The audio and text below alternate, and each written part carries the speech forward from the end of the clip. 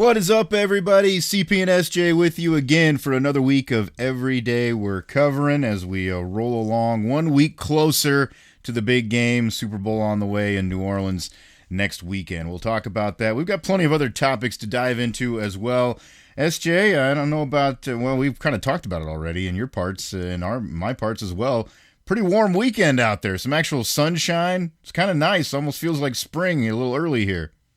Yeah, I guess we've found out again more proof that groundhog's full of crap, or he should be a weatherman because our meteorologist. Excuse me, that's the term the term we should be using these days. But yeah, he's off again, at least maybe he's just doing the local forecast because it definitely feels like spring. And I'll touch on that here in a minute. And my beverage of choice kind of got got a little bit of a last minute change. Had to call to the bullpen because when it's 65 and sunny, you don't feel like you're drinking anything too heavy, whether it be whatever kind of drink you're having, or even when it comes to maybe you're going to fire up the grill today, because that'd be a perfect day to do that. Yeah, no kidding. Yeah, old Punxsutawney Phil apparently saw his shadow today, so he's predicting the 6 more weeks of winter. But yeah, it doesn't feel like it here in our parts. Of course, maybe he's right down the road because we all know that shit can change on a dime around here. So it may very well turn to crap again. But we'll enjoy it while we got it. That's for sure. And yeah, we'll have lots of fun stuff to talk about. Speaking of beverages, what you have here on a fine Sunday that's treating us well with the weather. I kind of mixed it up here too this week. I was browsing around. I stopped at a local establishment that had some different stuff when we were on the road yesterday for an event, and I was able to find some pretty good mix of beers from around the state. Actually, I bought a few 4-packs from different places in different areas, but this one is a new one that I hadn't seen before, and well, it made me initially think of you because I know this is one that you would enjoy.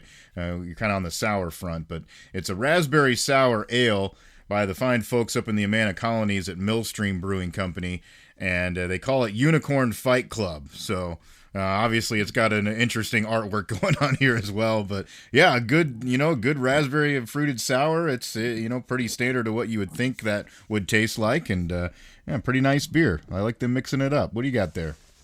Yeah, my selection probably isn't quite as unique. I mean, at least it's a popular, or I don't want to say popular. I'm sure they're popular because they're pretty heavily distributed, but you can kind of find them anywhere. The Dogfish Head brand there, but the Citrus Squall. I don't know if you've tried this one before, but it's an Imperial Golden Ale. Just figure something different. Like I've mentioned before, sometimes when you throw that Imperial on there, it kind of tweaks my eyes there when I see that. Percentage usually is pretty nice, but I think this isn't too bad. 8%, so a little high, but not crazy. Some of those get to 10s and 12s, and then we'll have to be a short podcast in that instance. But no, I figured I'd try something different. Like I said, I was hoping to I had the stouts all lined up and I was ready to go, or mixing a porter there too, just with the good time of year to do that. But on this nice of a day, gotta go a little lighter, and not mad about that. It's pretty good. That flavor over here.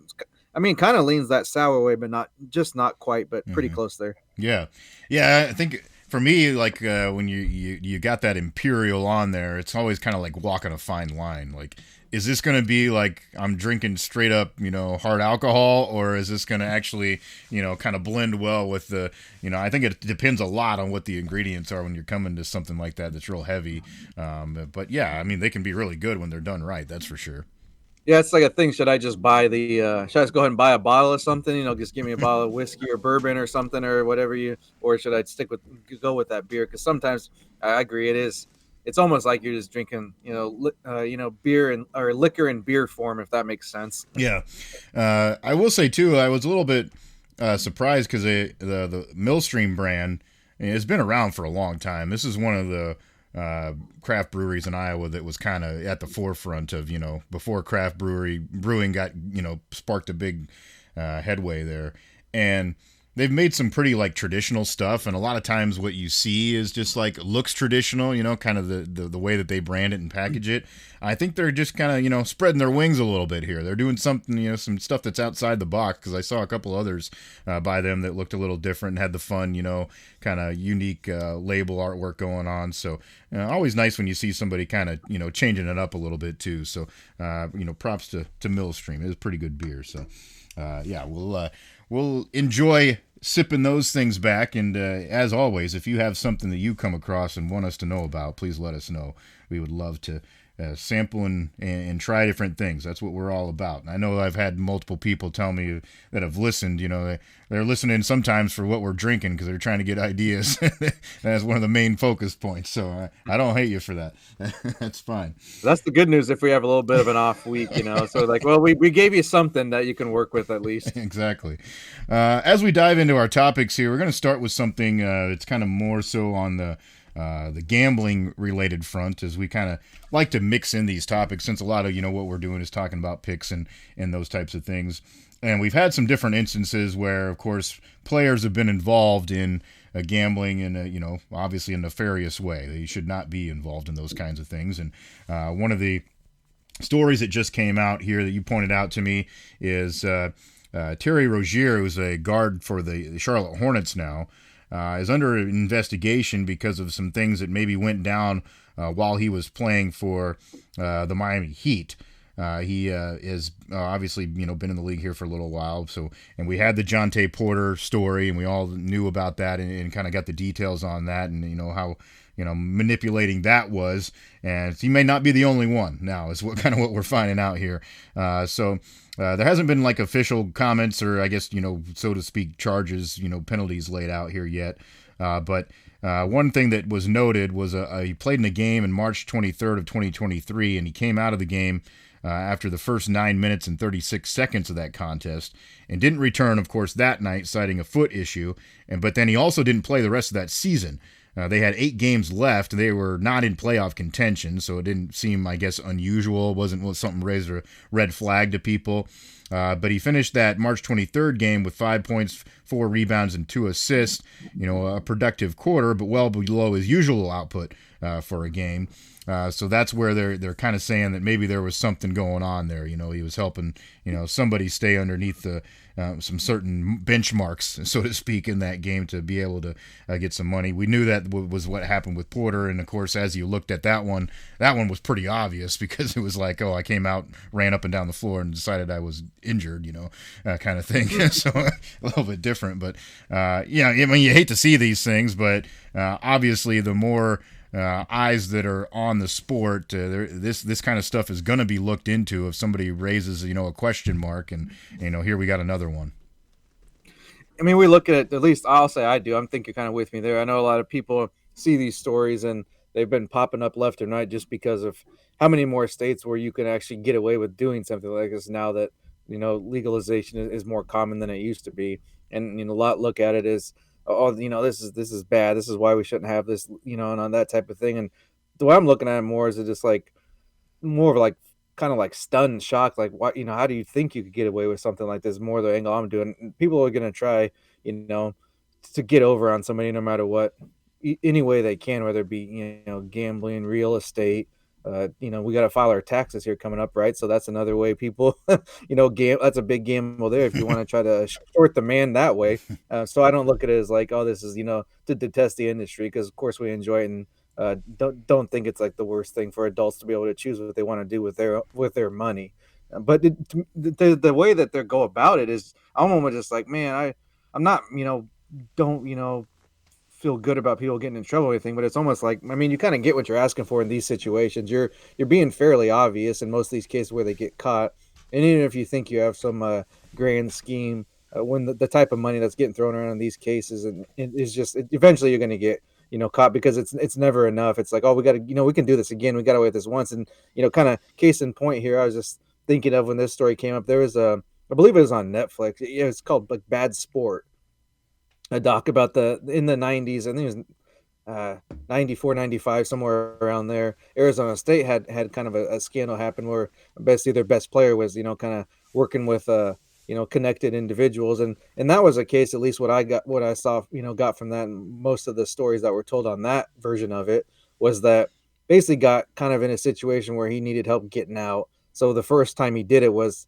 it's either this or you're going to be severely injured, or you may not be breathing anymore after we get done with you. So it was a situation where, I mean, don't encourage it, but it's like you kind of don't really have a choice at that spot. And then the next time it's he doesn't have a can't even buy a sandwich, a dollar meal, and his car doesn't work and all that type of thing. And it's like, well, I mean, don't like I said, it's not something you encourage. These are very high risk. I'd even call it low reward, even though the money's big, because probably going to end up getting caught or do it again or do it once. You got to keep doing it again, because a lot of the people that you're going to be working for aren't just going to accept, oh, I'm done, I'm walking away now. That's not the way it happens. But he was desperate for money, and he felt like that was the only thing he could do to survive, and just so that's when it comes with the NIL stuff, and people are complaining about that. I'm just looking at these situations. I know this is like an extreme, but at the same time, there's a lot of kids that really struggled, even more so than your average college student. When yeah, maybe it's part of that process in life, but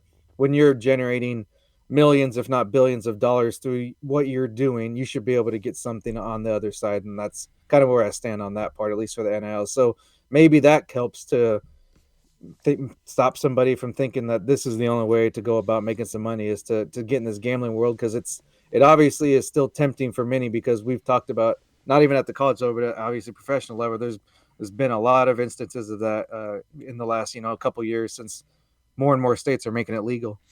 Well, and that brings up, like a couple of good points there. I think, maybe don't get started. Don't go down that road in the first place, is kind of, how that story you're talking about there progresses, because, once you're in it, then yeah, it becomes now I got to do this to save myself. Now this guy wants the, it's just, yeah, it's a kind of a never ending cycle once you open that door. And then also I think it kind of harkens back to the whole, like, financial knowledge and responsibility thing too, when we're talking about some of these guys that do have the money to begin with in the first place, but obviously they made some bad choices in other regards of their life in order to not be able to hang on to that. We're talking about NBA players. There's no reason that you should be doing this kind of stuff. Like, you're financially sound. If you signed a contract, you're doing okay for yourself. So figure out how to handle that the right way, and don't get involved in something like this. The interesting thing, as I dug into that story a little bit more too, was, sometimes you just can't get people to shut their mouths either. Like, the story specifically said that one of the reasons that this got out was because bettors were kind of discussing the inside info, so to speak, and even posting things on social media saying, "Oh, at least I was in on it today. I got lucky to find out he was going to be dropping out of the game after a quarter or two." Like, seriously, if you're involved in something like that, you're gonna, if you're smart, you're staying as far away from saying anything about it to anybody, even whether that be in person, and especially not on an online social platform where it lives forever. Like, it's just, you got to be an idiot.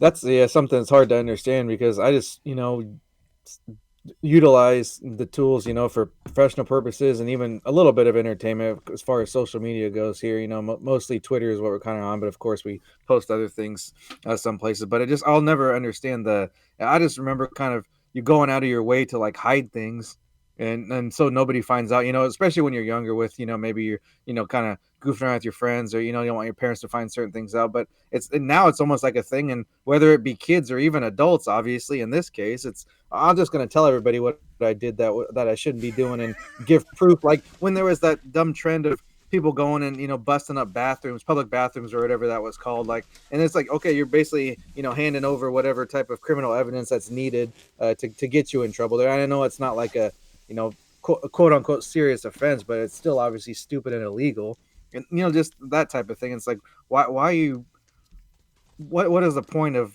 this? Is, I guess, you can't remember it, and you have to like have proof that you did it. Like, Yeah. I know, I can't get over that mindset of like just telling on yourself. Seems very, very odd. It doesn't seem like anything that anybody that I grew up with, or just even knew, kind of even as a got to meet later in life, would be like, yeah, I'm just gonna go ahead and document anything that I've done that could get me in trouble down the road. I'll just go ahead Yeah. and keep that, and maybe save a couple extra, put on my desktop, maybe a flash drive, maybe on my phone, and just pass it around willingly. Maybe eventually someone will open it. Yeah. I mean, you're usually trying to do everything you can to keep it away from, anybody, Right. everybody. You're hiding stuff from your parents and whatever. But yeah, I guess some people are just, I don't know, they love the attention too much is the problem, I guess. Yeah, they said that a user had even posted a picture of a. They put a $122 bet, which won them $100 in profit on his unders. So like that's the other side of it too. We've talked about this before. Like the technology's out there. They're stuff's going to get flagged if it's unusual, and they're going to go look at it. Like if suddenly everybody's betting on Terry Rozier's unders on a random end of the year game in the NBA, yeah, it's going to get raise some red flags and raise some eyebrows. Well, that's the thing. It doesn't always have to be the dollar amount because I think a lot of people think that if someone's betting a high number, that's like what gets flagged. But it's just the amount of activity as well is gonna throw people off, and also just like the nature of the bets too. Like if you look at your history and you're one person that typically bets like maybe you just do money lines or spread, and then every now and again you do like a long parlay because I mean I get it. That's like tempting to just who cares throw $5 on a five legger and see who knows what the hell happens. Like Mm-hmm. if that's your kind of thing, which I think a lot of people do that, then you start betting like very specific props, when it comes to like a certain player's assists or whatever it may be, and it's more of a something you never done before, and then all of a sudden like 3 or 4 days in a row you're throwing down on that, and a decent amount, maybe it doesn't have to be so high, but just that trend, that much of a change in patterns and habits, that's going to throw people off too. So it doesn't always have to be the money. It's not just, that's not the only thing that's looked at. Yeah, good point. So, some food for thought. Obviously, some lessons to be learned, hopefully, by a lot of people, and we'll watch that and see, what ends up maybe coming out of that, and if he gets some punishment there. And obviously, it won't be the last individual that is involved, but Porter obviously has been banned from the league for a lifetime and faces some other criminal wire fraud charges from that. So. That's what's going to happen to you if it does come down at the end of the day. So that was an interesting story, kind of in that gambling world. We want to move on too and talk about a couple of things in the college football world. I know the season's over, but we always are looking for news on that front, and some of the off-season stuff is fun to talk about as well. One thing that obviously has been a big hot topic is money. And we've talked about that in a number of different ways, whether it be just the whole NIL thing that we were just kind of alluding to, the sports wagering, when it comes to, what campuses are trying to do, changing as far as what they offer, at the stadium or stadium upgrades, facilities, there's all kinds of different ways that money becomes involved in the sport. And it's kind of interesting then when you see the overall picture. So there was a story that you found that the Front Office Sports site had put out talking about record expenses now for these college football teams too.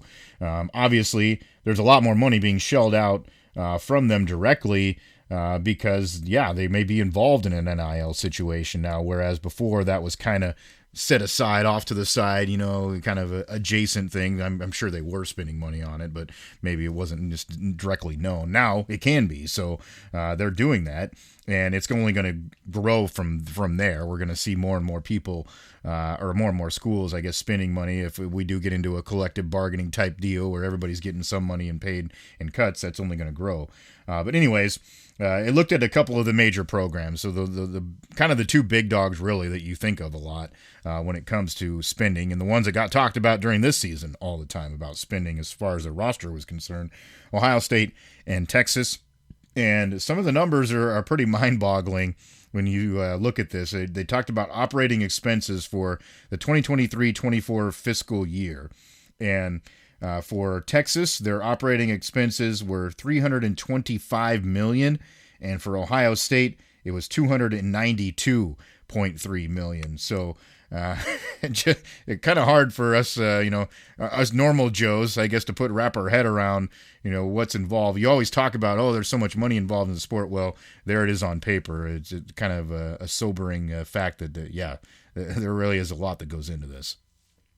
It's one of those things where it almost seems like it becomes just a number at some point when the types of figures that you're throwing around. It's like, can you even just imagine that? But it doesn't take much to get to that. To those marks when you consider, of course, the like you want to call them salaries, I guess. I don't know, whatever money's going right to the players. And in addition to that, like all the travel that comes with recruiting, and then just everything in between and beyond that. So and I mean, Texas has kind of always been up there with spending because just that's the mindset of anybody from there. They got to do one up everybody, even if it means putting a window and letting the sun right in your face in the middle of the game. Like they'll do whatever it takes to spend there. Like Jerry Wellsburg example, no matter if it's pro or college, but so that's not that surprising. But I mean, I suppose that probably if you would have been able to dig into the numbers of what type of under the table payments or whatever you want to call them before it was legal, probably a lot of teams would have been around this mark even then. But now that it can be publicized, is more so interesting and just kind of shows you the type of big business. And to me, it more backs up the thing that I said earlier, the statement of that players should be getting something, Hmm. because that's a when you're spending that much money. Imagine how much you're making if you're going to be willing to spend that, regardless of how successful the seasons were. Because spending money in this case, oh yeah, they made it to the championship. But that's not totally why. Because I brought up Texas. They've been spending like that for decades, and they're just kind of starting to sniff that success from a lot of money spent. So it's not always a guarantee. It doesn't hurt, of course. It's if it's what you're allowed to do and you have the means to do it, spend away. But it's still not a guarantee. Even though in this case, those are the two teams that ended up in the finals. That's not. I don't think that's a given. I think some people might look at it that way. And I'm not willing to say that spending means automatic wins. There's a lot more that goes into it because I'm sure we could go down, even go dig into the playoff and find a team or two that's maybe half that, and they still had a pretty good year there. Yeah, and what's interesting too, though, here's the other side of this is so the Longhorns also brought in 331.9 million, so they're a little bit above what the expenses were for the season. Making it's a difference of about 6-7 million there, but it marked the first time that a D1 school, public school that is, had reported more than 300 million in both revenues and expenses in the same year. So pretty wild numbers there. And then Ohio State, their revenue generations fell short. So they actually had an operating deficit during that fiscal year of 37.7 million. Then that's at least partially a result of $14.6 million decline in ticket revenue. That resulted, they only had 6 home football games in 2023 compared to 8 in 2022. I've gotten on that horse talking about that a lot of different times. But so that was part of it. And then they also had a severance they fired their men's basketball coach. So that was some of the money that they had lost in the year too. But yeah, I mean, that just goes to show. Obviously, this was before the new playoff, and there's more money involved in that. We know that, and the schools were feeding that, and that's obviously going to probably, in their mind, offset it the next year down the road. So it's not an overall, sky is falling situation for them.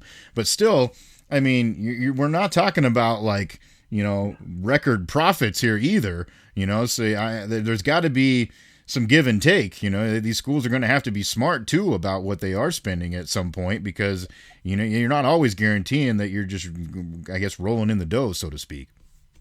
Yeah, I mean, said spend away earlier, but it comes at obvious, I mean, literal cost. You can't always, bank on that getting you to that point, and also, eventually, those funds will dry up. It's not like just even though we kind of think of it, especially with the pros, but even college, the big business side of college. Yeah, it's a very big money making business, lots of revenue, lots of money goes into it, but it's not like an endless supply. Like eventually that's going to end. I mean, what if I mean, Texas probably, even though they had, I mean, I'd say you could probably say they overachieved somewhat. I mean, I know they were highly ranked to start the year, but I don't think a lot of people had them there in the championship game, maybe in the playoff, and then probably bowing out earlier maybe in the semis or quarter or something like that. But either way, it's like, I mean, at some point, do you feel disappointed that you spent that much? Because I know it's kind of builds your program and plan the future, but at the same time, it's like, man, we spent that much and still couldn't quite get over that hump. Like that's Mm-hmm. got at some point, that's got to be a little bit of a.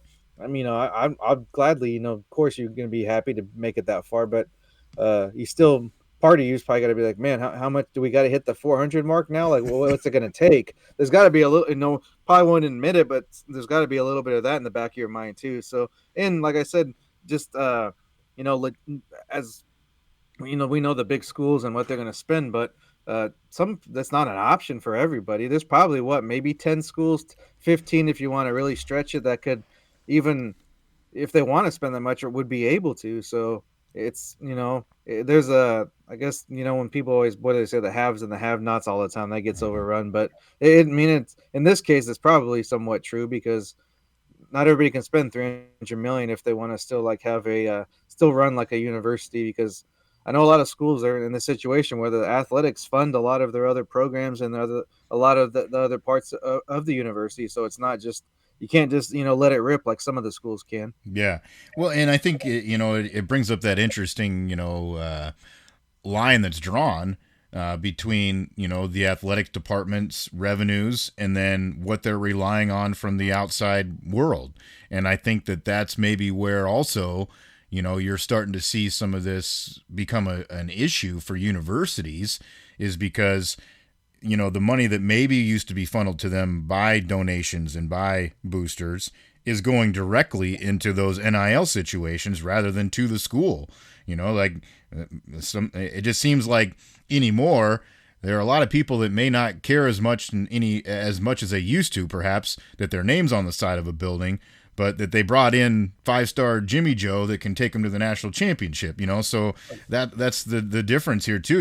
You're kind of trying to sort that out, and that's where the universities then have to make those tough decisions. Like, yeah, maybe we are going to axe this program, or we're going to cut this, this sport. I mean, we've seen that in a lot of situations too, Mhm. because we're focusing on this one that generates more money. So that's the interesting line that's drawn. And how do you bring that world together, I think, is probably more important than ever for ADs and presidents trying to raise money. Well, at least at face value too. When you are saying I'm going to donate $1 million to the basketball team or whatever, that's your for NIL, and I mean, like on face value, it's like that's a at least it seems like a quicker return on investment, because you could actually see, you spend this much and the team makes it to the Sweet 16. You're like, well, that $1 million went right to it. But if you're, donating to in the past facilities or whatever, building an extra, indoor training complex or a Mm-hmm. new field. Well, I mean, down the road, that might, feel like it pays you back when your team makes it to, whatever, wins whatever bowl game or wins a championship. But that could be 10 years down the road, even further. And then interesting thing that I kind of thought of when you brought it up to it was the buyouts with, seems like the leash, I guess, for lack of a better term, with coaches these days is shorter. You expected to win sooner, and that thing, if that's the case, and seems like for the most part that could be at least partly true, if not completely true. If that's the case, then more coaches are going to be getting bought out more often. So Mm-hmm. that's more money that you have to, kind of put away for that. And that's the thing with the revenue deal. It's like even though you make this revenue, you don't just going to want to put it back out and spend it right away. You gotta put something. You gotta save something. Just like, I mean, I know it's way bigger numbers, but as a an everyday person that puts stuff away, you don't know what's going to happen. You don't know Mm-hmm. if I mean, imagine the year, like whoever thought that when the pandemic happened, that there wouldn't be people at games, but you still had to have the games, and how Yeah. much money those schools lose that season. You never know what's going to happen. I mean, obviously that's an extreme, but renovations happen, and then your stadium gets cut down by a third of the capacity. A lot of people are kind of downsizing while they're adding like a lot better amenities, and maybe doing like the beer garden things or the suites or different club levels. But while you're doing that, the seasons that you're working on the stadium, you lose that money. I mean, we poked fun at them, but you look at a school like Kansas, and they couldn't even play a home game at all this season on their field, Mm-hmm. and that's a school that probably needs as much revenue as they can get from that angle, because all their big donations and NIL and that type of things probably going mostly to basketball. Mm-hmm. Yeah, that's true. And yeah, and on top of that, then you're paying somebody else to go play on at their place. So yeah, Well, and then that's. extra travel even for a home game when you normally wouldn't have to worry Mm-hmm. about it. I mean, you might just be busing across town or an hour outside of this wherever, but still that's money when it comes to busing 100 kids and coaching and staff and all the equipment and everything. That's extra funds you didn't plan on spending before that stadium plans were announced. Yeah, it's interesting, and I don't envy those people in those positions that have to try to figure that out and try to figure out how they're going to continue to have the proper operating budgets moving forward, because it is as muddled as it has ever been. Again, like you said, we're on board that these student athletes should be getting some of this and getting this cut, but how that all gets sorted out is kind of an interesting puzzle here at this point. So thought that was fun to bring up about those revenue marks. Another thing on the college football front that I saw that I thought was interesting, and obviously I'm sure you knew about it before I did, but Matt Rule coming out and saying that the spring game, which is long standing, been a huge tradition for the University of Nebraska, and is obviously very well attended every year, so it is a revenue situation for them also. Is probably not going to happen at least in the same form moving forward. Your typical quote unquote spring game isn't going to happen, and he wasn't shy about saying why he wants to make this change. It's because of the way that college football works now in the transfer portal. Like he made the point of, well, why would I want to let all my guys go out there, somebody look really great on the field and give an opportunity for someone else to see that and say, oh, that guy looks pretty good. Let's go after and get that guy. Obviously, we have that late transfer window after the spring, so that can happen. Guys, decide, yeah, oh, I showed what I can do, and then maybe 2 weeks down the road, coaching staff's not indicating that they're going to have a big role in the upcoming season, and they get pissed off and decide, oh, I'm going to go somewhere else. He's trying to avoid those situations, and I get that, and I think a lot of schools have already made changes like that in the past, and it's just maybe a sign of the times, I guess, so to speak. I mean, I appreciate you saying it the way you did, because canceled was like the big clickbait headline for the week or weekend or whatever. And it's like, oh, they're canceling the spring game. It's like, well, I mean, not really. They're still going to probably do something, as a lot of schools have done for years. There's several schools across the country that haven't played an actual, like you said, quote unquote game, because they're not really games anyways. It's more just like Mm-hmm. a thing for the fans. It's fun to do. And as far as I understand it, like you said, they're still going to do something like a fan fest day type of thing. Who knows what that will end up being, or what they'll have, but it still be an opportunity. Like I know last year they were pushing in fall camp, actually.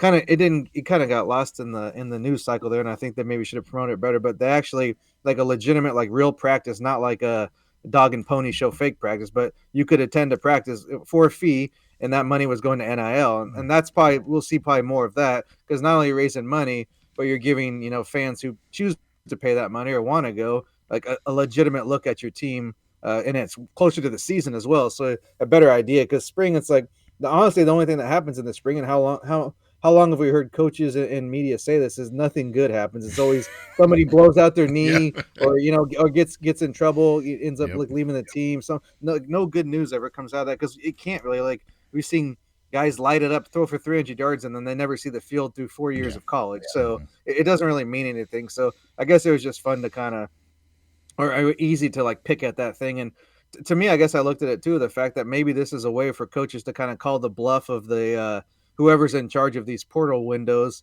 and say, well, if you want to put this on me, then I'm going to put it back on you, and say, well, we're not going to have a game then. So Yeah. that I took it more as that way of being like, well, we're maybe going to try to take a stand here, and hopefully some other schools do that. I know, like, I'm pretty sure Iowa and Minnesota, they haven't played a game for quite a while. Mm-hmm. I'm sure there's other teams out there that just kind of do like it's basically like an open practice type of thing, I think. And it's probably not even they're not going to show anything, because if it's open, anybody could go. And you know how paranoid these coaches are. It almost gave them like an out, because coaches have probably never wanted to do this. Mm-hmm. When spring games were kind of a thing, it's probably like, before technology, and people can maybe go, like, you get like a couple thousand, if that, and just kind of like an extra thing. But it is, you said, for a school like Nebraska and some others, it does make, you make some money off it, so you don't want to totally, like, abandon it and just give up on it. But it's the way that it is with the transfer windows and that thing. It's almost kind of like you understand why they're doing it. Maybe it's not something you're happy about or like, because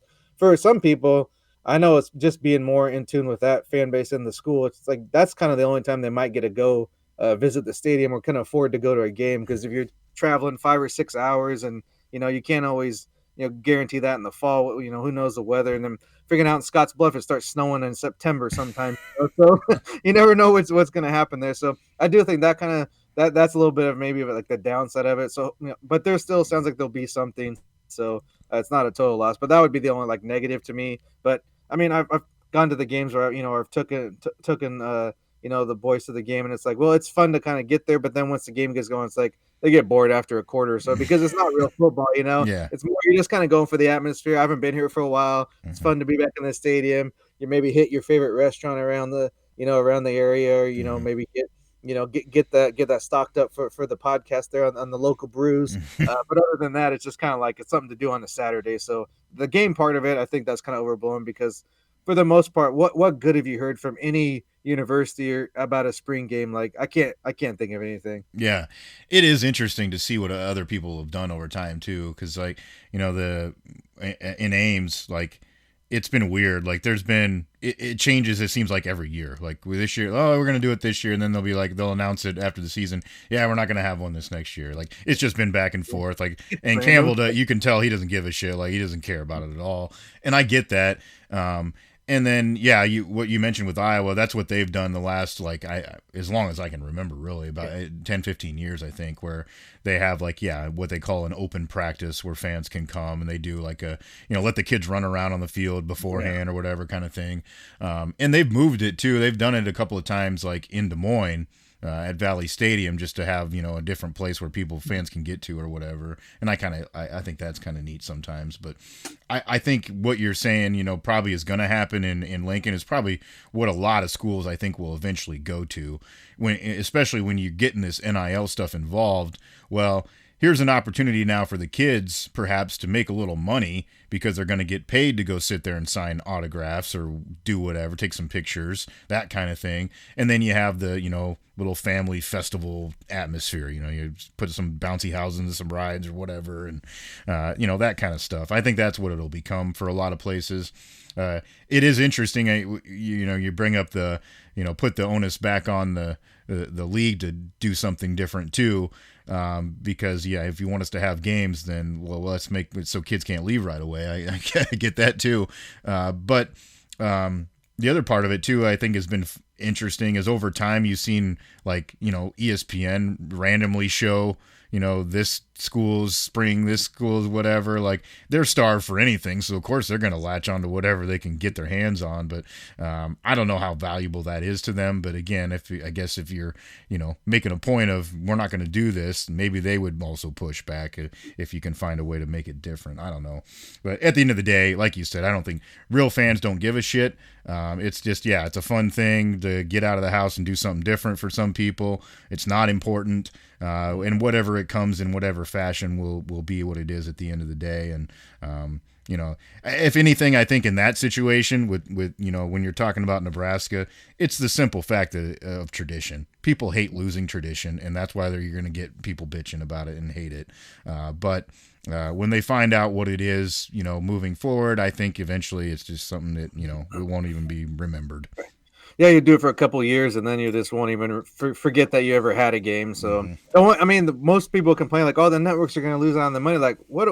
And like they they got plenty of money. Like they're swimming in it. So I'm supposed to feel bad for that. So, I maybe it was a thing too of like to me, it's like maybe you don't make like I'm you got to appreciate he's if anything like whether he's got some work to do when it comes to on the field, but as a leader of the program, I appreciate his honesty because he's pretty much willing to answer about anything, and sometimes he maybe says too much. And I don't know if this is a case of saying too much, is more of like kind of put yourself in a spot where people can criticize it. But if you're, if you're confident in how you approach things, I don't think it's the worst thing. And being up front's not a bad thing. It's just maybe like a little bit of a slow news time in the college football world. So people kind of ran with it and were able to like, oh, it's just poke fun at this and whatever. So yeah, no big deal. Like we said, just maybe find something else to do on Saturday, or start a new tradition. That's kind of how these things happen, anyways. Yeah. So that was a couple of topics on the college front that we wanted to get to here. Obviously, another topic that has been a hot button topic here lately is how do we handle making refs do their job better? Everybody's all pissed off that nobody can spot a football or whatever the case may be. But I ran across this story and I just thought it was kind of interesting. It doesn't really necessarily like, I don't know, shine light on anything or whatever. But it was just kind of talking about what the NFL has done and what they are going to continue to kind of consider here moving forward. As far as including some technology in the whole mix. And they have experimented, I guess, with some virtual line to gain measurements during previous seasons. So they did this during the preseason and then also kind of did it in the background, it sounds like, during a lot of the regular season. They tested Sony's Hawkeye tracking services for virtual line to gain measurements. And the system notifies officiating instantly if a first down was gained after the ball has been spotted by hand. So the key word there is after. There's still a human element involved here because they're saying, well, it's up to the official to say where the spot is. Then we can say, is that ball over the line? Without even they're trying to eliminate bringing out chains is what this was about to begin with. It's not necessarily like, oh, that shot tells me exactly, yeah, where that player was, he was over. They're trying to get rid of the chain gang and the measurements to make the game faster. They're trying to cut down the time frame on this, which, yeah, great. If you can figure that out and it's quick, then you can do that. So then the other part that they brought up is that the NFL balls have actually been equipped with everybody's like, well, put a chip in the ball, well, they have been equipped with a microchip, I guess, since 2017. It's because you always see those ads during games from Amazon Next Gen Stats. Well, that's what it's for. It's for that data production, and they have it attached to players' pads as well, so they can get metrics. How fast a guy's running. Whatever this point of the route. Did he speed up or slow down? Like all that kind of shit. They can do that stuff, and everybody's a sucker for trying to find a stat here or there. So that's what that's been in place for. But they said that those chips can't necessarily determine where a player was tackled. Obviously, they can't determine whether a player was down. They can do everything else except that. Yeah. And then they said that or which team gains a possession on a loose ball. Obviously, yeah, that makes sense. I get that. So yeah, I don't know. I mean, maybe it's a little bit of a okay, we're trying to appease the masses kind of thing here. But I just thought it was interesting that much has already been involved and people may not even be aware of. Yeah, it seemed that the last thing was kind of most of it to me is just saying like, okay, get them off our ass at least for a couple of weeks here and buy some time. I've said it every time we bring it up. It's as much use whatever technology you can to get it right, and that's the kind of just what to stick with that. That's the mindset I'm gonna have until it changes. And I don't know if that's I mean, they got like 78 pylons on the field. You would think they could put a camera or something in, like motion detector, like maybe even like just like a ring camera. I know anything. Like, give me something like with the money you have. So that's just where it's always going to come down on it. I do think it's a good news, I guess, that they're maybe doing some trial if that's the case, and there is some technology in place already. So that's the good side of it. But it was kind of just like we're aware and working on it. So I mean, I guess that's probably more than you'd expect from a league like that that's so tight-lipped or so kind of don't criticize me ever. Everything we do is on we've never made a mistake in the history of the league. Yeah. So for them to kind of come out and at least half admit that there's errors and they're making mistakes, I guess that's a good sign. I don't know what we will do in the long run, but it's a tough thing to do. It's really hard to know like exact, but when we talked about it last week, we did mention like it's not really exact now, so why not use something that will help make it a little bit better? It's not. Yeah. I don't think anybody that has like a sound mind is asking for like a perfect system because that's basically impossible. Mm-hmm. I mean, if that's the case, just go ahead and what is that thing like Robot Wars or whatever they call it? You might as well play football like that if you want exact with machines and all that type of thing. We don't want that. Like even with the strike zone deal in baseball and the pitch count, those type of things like. I've never been a big baseball guy, but those are the kind of things that do turn me off being like a casual fan because I mean you do want it to be contested by people. Like humans are like that's kind of what we don't want the AI and the Chat GPT to be running everything. I mean they're trying to go that way already, Mm-hmm. and look what's happening to these type of things. So let's get it best we can and then just go from there as the best. Use what you have available and with the money you have though there's at some point it does kind of be like well there's not really an excuse to like make egregious errors. There's going to be a thing here or there, but when it's blatantly obvious, which I don't know that this was a case of blatant obvious, but there has been several I can think of just off top of the head, and let alone if you went through some games and really looked at things. So let's and I think the judgmental calls, they need to look at that too. Like sometimes it does need to be reviewed on a pass interference. I don't get how certain calls are just like, nope, you can never change it. Like if it's a mistake, it's a mistake, and let's get it right. Like, yeah. and it's an honest mistake too. We're not saying that they did on purpose. Exactly. Yeah. I mean, yeah. I guess that's that balance. Like, yeah, the human element, I think, always needs to be a part of it. That's just kind of the way it's always been. But yeah, if there's egregious things like we all know that we all make mistakes. Like, well, officials will openly admit it sometimes if you give them the opportunity to. Now, usually anymore, they can't say anything because the league's going to, come down on their ass. They do admit it, but it's just like, they would tell you, yeah, I mean, you're not going to be perfect. That's the way it is. So, yeah, how find a balance to make that stuff work together and get things as right as possible. I think that's what everybody's asking for. The other two things that I thought were interesting that they said, and I didn't know this. It makes sense that I wouldn't be surprised that it was already in place, but they said that they did also put in some extra cameras in all the stadiums around the league. So they've got exact shots like down each line and then also down the end line and then the goal line, so that they can go to those and use those as assists when it comes to like scoring plays. And then they said under 2 minutes remaining as well with some situations. So I don't know. I think there's probably expansion for how that can be used and implemented too. And then they said they also experimented with using smartwatches with the officials to send them information quickly, about, hey, there's this thing. I mean, I don't know. I guess to me, like, how is that more efficient than just a damn radio into the guy's ear? Like, I don't understand how that's what we need to do. But again, whatever works and makes it better, go for it. I guess I just thought that was kind of funny. Yeah, I mean, if it says time to stand on there, we know we got a problem. If it's your smartwatch just telling you you're not running enough, then we know that you're out of position. Maybe they're looking at that and they just wanted to get the refs in better shape. But teams are going to start doing that for the receivers that don't block too. Yeah, hey, if it makes the game more accurately called, let's get them watches, let's get them rings, let's get them those little bras that you see the guys wearing. That's what I mean. There's one point you gotta put your foot down. I'd be like, can you get me because I've worn like the straps before, like when you work out, but it's just like a little thin band. But I don't know about this bra thing. I might be like, we're gonna have to go. Even if I have to pay a little extra, I don't really feel like wearing a bra. Oh yeah, it is wild the way things have come and gone.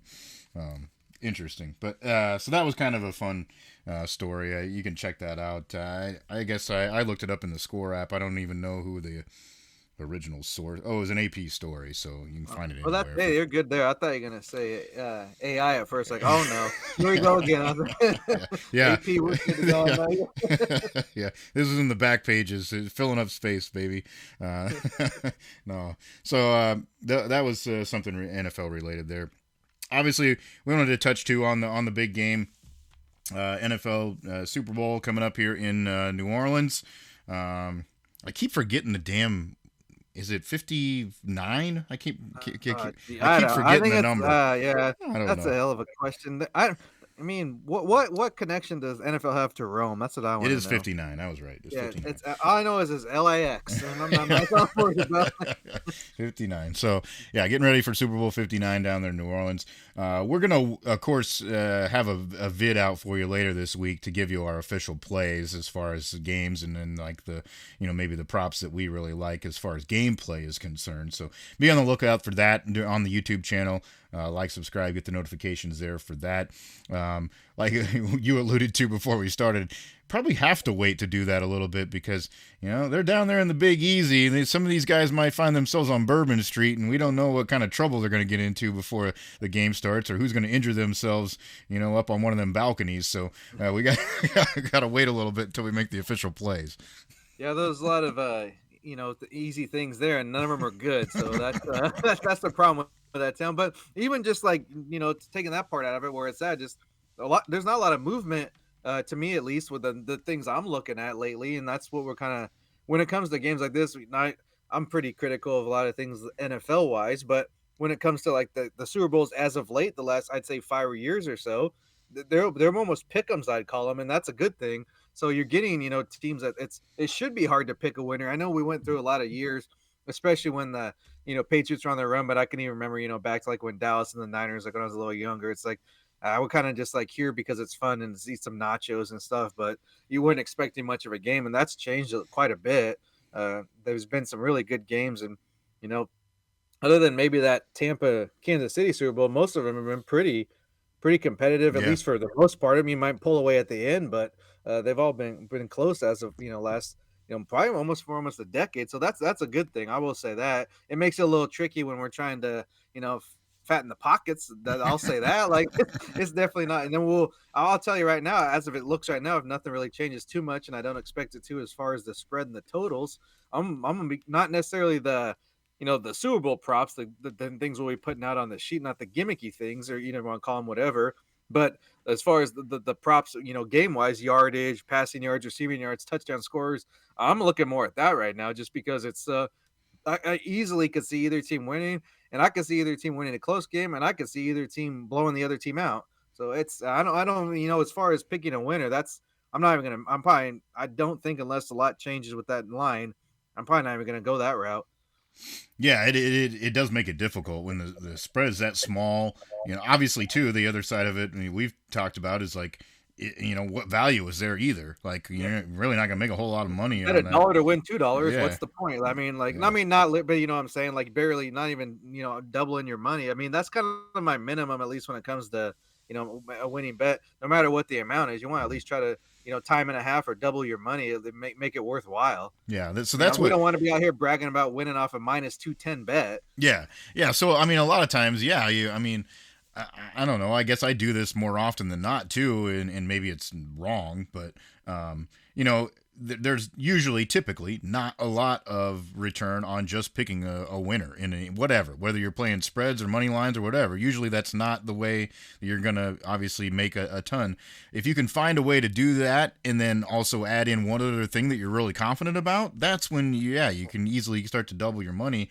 But when it's a game like this where you maybe don't feel that confident about the winner to begin with, then it's tough to put that into something else and make it work that way. So yeah, maybe that's where you're looking more at, gaining this much yards for this guy or throwing this many touchdown passes, those kinds of things. That may be the way to go for the Super Bowl. So I can see where you're coming from there for sure. It's going to be an interesting game. I don't. I mean, obviously, I have my biases anyways, but it's tough to say because we've already talked about it, but I haven't changed my mind. I think I know exactly how this thing is going to go as far as what's going to have to happen for each team to win.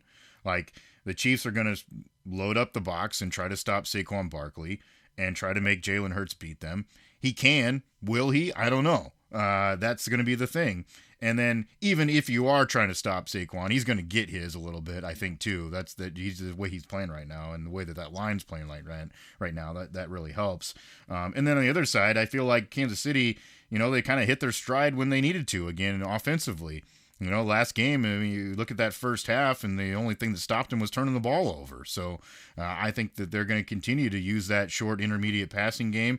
Philadelphia hasn't really shown that they're like a lights out dominant defense. Yeah, they're good, but I don't know that they're going to be able to just like lock down what Mahomes is going to want to do. So it's going to be interesting. It'll be a fun battle. Back and forth, and then you just see, I guess, which part of that rises to the occasion. Sometimes it's just who has a good day, and that may be what it comes down to in this game. But there'll be lots to look at as far as those other numbers that you're talking about are concerned. I think with touchdown passes, yardage gain, those kinds of things will probably be pretty juicy to look at here in this game. I mean, the line does, or the total, excuse me, seems kind of low too. So It that's does. something, but then you're like, man, maybe this, because I don't subscribe to the Vegas knows things, but at the same time, they are right more often than not. So it makes you a little bit like, oh, it's going to be a Mm-hmm. low scoring affair. But how can you can't see that with these teams, because even when you look back, and I'd say the Chiefs Bills game was less offensive than you thought, but they hit the over still. Yeah, yeah, yeah. No kidding. That's true. So yeah, it'll be interesting to see how that plays out, and maybe we'll give our kind of way we're hedging on that in that video when we send it out here later this week. I did want to bring up too, before I move on to this next. We're going to get into a little prop thing here for you too, but I did want to mention last week we got so into the actual games themselves. I even kind of shied away and forgot to talk about the props that we had on the second game in that Chiefs Bills game. We were talking so much about the gameplay and the controversy, of course, surrounding the calls that I didn't even mention how we did on the actual props there as well. So I had a Xavier Worthy anytime touchdown. That did happen. Of course, he had a nice touchdown catch, and then Mahomes and Allen, I had put them together for both going over 1.5 touchdown passes, and of course didn't quite get home on that because the Chiefs ended up running a couple of them in, and then what we had talked about earlier in the show last week too is one of those scenarios that did come back to haunt me a little bit because Mahomes did throw a 2-point conversion successfully, but that of course is not a touchdown, so that doesn't count towards that total. So missed on that. I was kind of sad because I did actually I looped all those things together for one, and it was like, oh, this is gonna be pretty damn good if I just need that one more touchdown from Mahomes. It never came, and so I didn't quite hit the big one, but it was we did pretty good on that front. And then as far as the other stats too that we were looking at here, I needed to look at one thing here real quick. That was Mr. Nah, he didn't get there for you. I thought he might have, but Mr. Karloftis did not get to the Yeah, sack, that was so. the one that was the one that kind of kept me out of maybe taking that vacation to Hawaii or not. So Yeah. that was a little bit of a letdown because I mean I understand like he hasn't played. I mean that was a little bit of a anomaly as many as he had against in the previous game against Houston. He was just kind of wrecking havoc, but. I mean, after having like, what do you have, 3 or 4 that game? You Yeah. just give me one, buddy. That's all I need. Like, because I mean, consistently he'd been about a half to 1 sack per game all season. He's Yeah. kind of one of those guys. He can get you one here, pretty much, on the regular. So I felt like that was a safe bet, considering matching it with the other two things that were pretty confident on those two. Yeah, and you got the Hunt anytime touchdown. Of course, that was the first score, so that came through right away on that one. Yeah, kind of funny how that worked out for you on both of them. You had the Barkley and the Hunt, and they were both the first scores of the games. So that was nice. But so I just wanted to recap that real quick because I totally kind of spaced that last week when we were getting into the game real hot and heavy. The other thing we're going to do here this week too is part of and we'll mention this as part of the picks vid later this week too. But we want to give an opportunity for folks. We'll put this out there on our socials, and we're just going to kind of gain interest. If we get enough people to do this thing, we'll roll with it. If not, we'll tell you, okay, yeah, we're just we'll pass on this deal. But going to give you an opportunity to get in a little pool here for Super Bowl props. I know it's something that you can maybe oftentimes find if you show up to a party, somebody maybe puts a little board together or something, or you might just do it on your app now because we have that capability of live betting right on our phones sometimes, depending on where you live. But we wanted to make it kind of fun for some like-minded folks together here with Everyday We're Covering. So we're going to do our Everyday We're Covering Super Bowl 59 prop sheet. And what we're going to ask you to do is take a look at this list. You're going to, of course, make your choices on each and every one of these props that we put out on the list. And then just going to ask you to toss in a little dime, a little tenner on this deal, $10 to get yourself into a little pool, and then we'll see who's the best prop prognosticator and give them the spoils. Now, if we get enough people in this, maybe we'll throw in we'll tell you, of course, ahead of time, but we'll throw in maybe whoever gets last gets their money back, kind of thing. Or if we get enough, maybe first and second place get a little bit of something. But as we're intending right now, it would be a kind of winner takes all type of deals here. So $10. We'll put the list out there for you, and then we'll put we'll attach an email address for you as well, so that way you can send us your picks that way if you'd like. And then we'll put out the Venmo for you to be able to send the money in for this deal, and then of course get the winner their spoils at the end of the day. So it's always fun to do these kinds of things, but sometimes it's like, which ones do I pick? Which ones do I go with? Here's an opportunity to kind of just have fun with all of them, and then you'll have something to watch, I guess, throughout the night. I think that's why people do it to begin with, is because it's interesting, it gets people talking, and you're something you look forward to. Well, if you just did the national anthem length in the coin toss, well, your night's over pretty quick, you know. So now we're gonna let you do them all, pick them all, whether it be kind of first score. I think we're gonna throw in which team scores first, which team scores last. We've got some other who has the most rushing yards, receiving yards, also the highest scoring half total, and then of course if we go to yes or no on overtime, and then also MVP, Gatorade color, all that stuff. So it's all going to be in that list there for you. It's something to have a little fun with, SJ, and hopefully we get enough people to just get together and have a good time with it. Yeah, I mean, the good thing about this is kind of like those March Madness pools too, where it's like, I mean, don't overthink it. Just let it rip and follow with it, man. And unlike other bets, if you miss, one, you're not dead yet, Yeah. totally, right? So we're just gonna go with who gets the most right. It's not gonna be a spread or a total, that type of a situation like it is with a lot of these bets. We're just gonna, if there's 20 questions and the most is 17, here's your money. That's simple as that. Yeah, yeah. Your lost legs aren't going to be killing the parlay. It's just a push on all of them. So you're good to go down the line. Yeah. So yeah, hopefully we get some people to get involved with that. Like we said, we'll put the graphic out for you so that you can look them over and then be able to send in your picks whatever way you're comfortable. We'll give you an email to do that if you'd like. Of course, if you just want to respond to us on socials, I can handle that too as well, whatever. So make sure you're following us on that location so you can see this. At SJM Bets, at Cherokee CP. Those are our handles there on Twitter, so we'll put that out there for you in graphic form. And then, of course, feel free to share it with anyone else, too. If it's somebody else that would like that kind of thing, and maybe they aren't necessarily a hardcore listener of the show, we'd still welcome them into having some fun with the pool. So that'll be out there for you. Again, we'll have the official picks video as far as the bets for the game are concerned later this week on the YouTube channel. So make sure you're looking for that and subscribe, get the notifications there.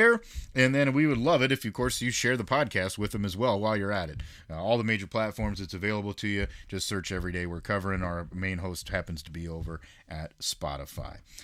So that's kind of what we got here for you this week. SJ, I think we're looking forward to the big game. It should be a good weekend, whether it be the beverages are good, the food's good, and we hope that the football's good. Yep, and just make sure to skip those commercials, and you'll be all good. You'll have a good day there. Yeah, if that's the only thing you're watching for, I feel sorry for you. That's not what we're intending. That state of affairs. Yeah, maybe it'll have a couple good ones to add to the liveliness, but for the most part, Look, that's the bathroom break. Too deep, but the thing anymore is they show them before it even airs or the Super Bowl even starts. So what's the point? Yeah, it's not a surprise anymore like it used to be. You're kind of anticipating the new ones, and you're already seeing them now, I think. So that is different. All right, that's SJ Munoz. I'm Chris Parks. Thanks for joining us for another week of Every Day We're Covering. We'll see you next time for some more covers.